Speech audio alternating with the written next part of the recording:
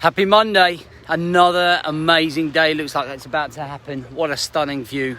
Today, we're going to be talking about, do you always need to be challenging yourself? Weird thing to say, but let me put some context behind it. Welcome to the Rise to Thrive show. I am your host, James Boardman. And if you are coming through, please do let me know. So listen, if you do challenge yourself, let me know in the comments. So let me know whether you regularly challenge yourself or whether you don't feel like you challenge yourself enough. It'll be really good to hear in terms of what people do and what people don't do, and see the different places people are in. I mean, look at this, guys. I'm going to be in there. As soon as I finish this, I'm going to be swimming. I don't know if you can... No, you won't see it on camera. It's about 500 metres that way, 500 metres back. It'll be amazing. But I want to talk about this because I feel like challenge burnout is something. And challenge burnout is the consistent pursuit of trying, or not trying, but actually going out and achieving stuff and training for things. And constantly always being on it. Now, the reason I bring this up is simply because I feel like I definitely struggled with it. And having spoken to a client last week, we were talking about how much he achieved in Q1 and Q2. So quarter one, quarter two, achieved huge amounts professionally and personally. And it kind of got to the point where he got to Q3 and he was just like, I haven't really got round to achieving anything yet, or making any goals. And we were talking about how we weren't necessarily burnt out from the process, but maybe burnt out from consistently trying to up the game all of the time. And I thought it was a really good point. And the point that I made was that sometimes it is good to flatline, if you like. Just, we're constantly on this progression. We're constantly trying to improve. I'm always talking about it. I'm sure other people that you follow always, you've got to achieve, you've got to improve, you've got to do this, blah, blah, blah, blah. But sometimes when we flatline, let's say for a quarter, for 12 weeks, that maintenance, that level of just showing up, just for nothing in particular other than our own well-being, is in fact a challenge.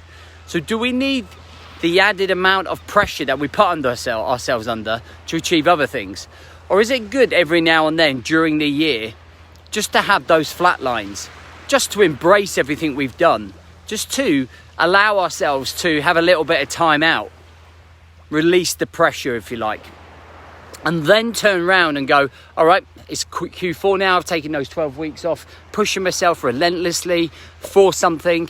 Now I'm just going to start building up. Because I don't know about you, but when the pressure's off, life feels like great, but it's still working on myself. And that's the key thing.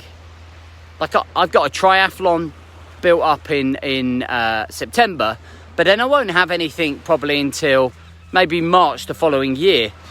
And my plan was always that Q4 was going to be my flat line. Once I've done the triathlon, I'm just going to train just for the sake of training and keeping my body and mind and emotions well, for my own well-being. And when I finished the 100, the sense of relief was huge, because I've been like constant milestones right throughout the year, and the weight of those expectations that I put on myself and the pressure that I was putting myself under to achieve them became mentally and emotionally exhausting and frustrating. And I think it won't be just me that feels that. Everybody else that's trying to work on themselves will get to that point. Look at professional athletes. They have their down periods, then they start building up until their peak, and then they drop off again. But it doesn't mean that we stop showing up. What I'm not saying is, hey, don't show up. What I'm saying is maybe stop setting the bar too high consistently and absolutely challenging ourselves out mentally and emotionally. Because a challenge isn't just fitness wise, it's in our relationships, in our personal development, it's in our career. And at some point we need to just do, rather than chasing. Rather we just need to live our lives for a few weeks, for a few months, and then start building up again. And I hope that makes sense to you, because I think that's really important to understand. It's the balance of when to implement your growth personally, mentally, emotionally, professionally.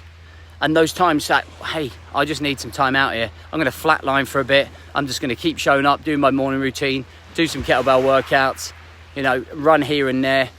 Not for anything in particular, but next quarter, I'm going to come back harder, stronger, faster, ready to go. I really hope that makes sense. Guys, if you haven't already, I'd love to invite you for an evening with me on my webinar. So next week, I'll be running a webinar on how to create and build your mission. All right, it's going to be great. I'm really looking forward to it. I'm putting together this week. I'd love to have you there. If you can join us, this won't be recorded. You have to just kind of be there to do it. So hopefully you can make it. The date's, I think, Wednesday the 28th. It's at 7:30 at night. It'll be about an hour and a half to 2 hours. Okay, full-on training session. The link is on here somewhere. It's registrations through Zoom. We'll be doing it on Zoom, not on any social media.